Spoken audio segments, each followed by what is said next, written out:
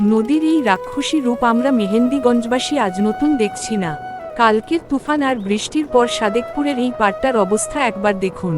চোখের সামনেই ঢেউয়ের তোড়ে আমাদের সাজানো সংসার আর প্রকৃতি বিলীন হয়ে যাচ্ছে।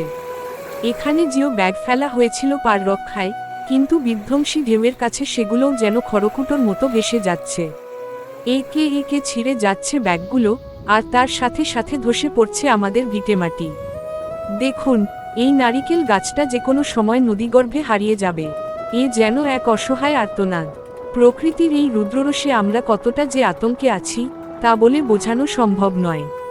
আমাদের এই মাটির গল্প, আমাদের জীবনের এই কঠিন বাস্তব চিত্র তুলে ধরতেই কাজ করে যাচ্ছে আমার ফেসবুক পেজ গ্রামের গল্প।